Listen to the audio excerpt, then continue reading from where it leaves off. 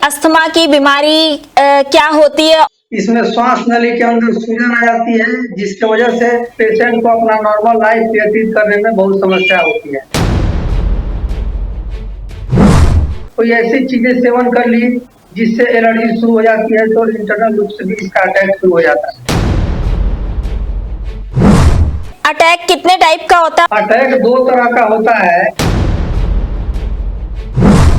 Dalda, refine या चीनी से संबंधित कोई भी चीज हम लोग जब सेवन करते हैं तो अटैक हमारा बढ़ जाता है। जिनको अस्थमा होता है क्या उनको हार्ट अटैक होने का भी खतरा होता है? अस्थमा वाले पेशेंट को हार्ट अटैक की संभावना 70% अधिक बढ़ जाती है। क्या सिट्रस फ्रूट खाने चाहिए? कि जब भी हम लोग सिट्रस फ्रूट का सेवन करेंगे तो उसको यदि हम लोग को पूरा रॉ लेना है तो गर्म पानी के अंदर बॉयल करके लेंगे।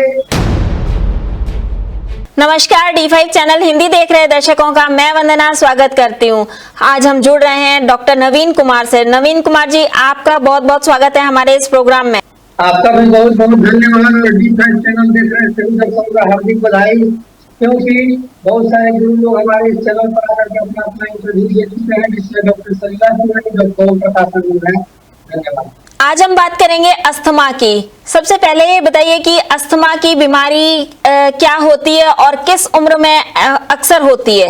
अस्थमा का प्रॉब्लम किसी भी उम्र में किसी भी व्यक्ति को हो सकता है। इसमें श्वास नली के अंदर सूजन आ जाती है, जिसकी वजह से सांस लेने में तकलीफ होती है, पेशेंट को चलने में परेशानी होती है, पेशेंट खांसता है और पेशेंट को अपना नॉर्मल लाइफ व्यतीत करने में बहुत समस्या होती है। नवीन जी, इसके अंदर अटैक भी पड़ता है, तो वो अटैक किस तरीके का होता है? इसका अटैक दो तीन कारणों से पड़ता है। एक बाहरी रूप से भी इसका अटैक पड़ता है, एक इंटरनल होता है। बाहरी रूप से जब कोई पोलन ग्रेन है, पोल्यूशन है, धूल धक्कड़ की वजह से इसका बाहरी रूप से अटैक जब होता है तो इसका प्रभाव पड़ता है हमारे शरीर पर। दूसरा अटैक शरीर के इंटरनली रूप से भी होता है, जैसे कोई केमिकल युक्त दवाओं का हम लोगों ने सेवन कर लिया या केमिकल युक्त कोई ऐसी चीजें सेवन कर ली जिससे एलर्जी शुरू हो जाती है, तो इंटरनल रूप से भी इसका अटैक शुरू हो जाता है। अटैक कितने टाइप का होता है और ये कब बढ़ता है? अटैक दो तरह का होता है, जिसका एक तरह का बाहरी प्रभाव से भी होता है, जिसमें यदि पोलन ग्रेन, पोल्यूशन, धूल धक्कड़ का प्रभाव हमारे शरीर पर पड़ता है तो अटैक बढ़ जाता है। या इंटरनली कोई केमिकल युक्त दवाओं का हम लोग सेवन करते हैं या किसी माध्यम से शरीर के अंदर केमिकल चला जाता है, उस कंडीशन में भी अटैक शुरू हो जाता है। ये कब बढ़ जाता है या किस समय पड़ता है अटैक? ये जनरली यह अटैक सुबह के समय में जब बाहरी हवाओं का प्रभाव हमारे शरीर पर पड़ता है उस समय इसका अटैक बढ़ता है। या डालडा, रिफाइन या चीनी से संबंधित कोई भी चीज हम लोग जब सेवन करते हैं तो उसमें उपस्थित निकेल जब हमारे गले से अंदर प्रवेश करता है तो अटैक हमारा बढ़ जाता है। क्या जेनेटिक कारणों से भी अस्थमा होता है? नेचुरोपैथी के हिसाब से disease is due to deposition of toxin material in our body. यदि मॉडर्न साइंस की बात करें तो बहुत सारे रोगों को कहते हैं कि जेनेटिक होता है, लेकिन यदि हम लोग अपना खान पान सही रखें, सही वातावरण में रहें, कुछ प्राणायाम का हम लोग प्रतिदिन सेवन करें तो इस तरह का कोई भी बीमारी जेनेटिक रूप में नहीं होता है। डॉक्टर नवीन, अस्थमा का टेस्ट कैसे किया जाता है? कैसे पता चलता है कि अस्थमा हो गया है? अस्थमा के टेस्ट के लिए एक एलर्जी का टेस्ट भी किया जाता है। दूसरा हम लोग पल्मोनरी टेस्ट करते हैं, जिसमें देखा जाता है कि हमारे लंग्स का एक्सपेंशन कितना हो रहा है और कितना प्रभाव हमारे लंग्स पर उसका पड़ा हुआ है। क्या ये टेस्ट घर में किए जा सकते हैं? नहीं, घर में नहीं, ये टेस्ट लैब में ही करना होता है। जिनको अस्थमा होता है क्या उनको हार्ट अटैक होने का भी खतरा होता है? हाँ, अस्थमा वाले पेशेंट को हार्ट अटैक की संभावना 70% अधिक बढ़ जाती है, क्योंकि ये कफ जो है हमारे जा करके आर्टरी में ब्लॉकेज पैदा करता है। हालांकि अभी के समय में 35% कुल जनसंख्या का 35% लोग इससे प्रभावित हैं और अधिकतर हार्ट अटैक अस्थमा के कारण भी हो सकता है।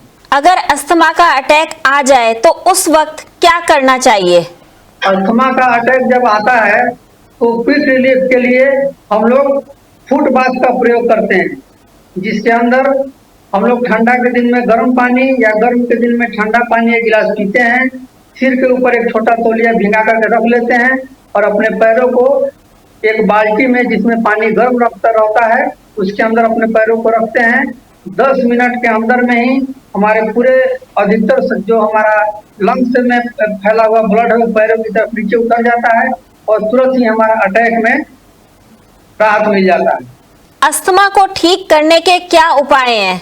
अगर ट्रेडिशनल नेचुरोपैथी की बात किया जाए तो जितने भी ट्रीटमेंट हैं, या वो फुट बाथ हो, कटी स्नान है, स्टीम बाथ है, वर्टिब्री बाथ है, संपूर्ण शरीर की गीली लपेट, छाती की लपेट इत्यादि चिकित्सा का प्रयोग किया जाता है। लेकिन यदि इनमें कुछ हर्बल मेडिसिन को जोड़ दिया जाए तो बहुत तेजी से अस्थमा क्योर हो जाता है।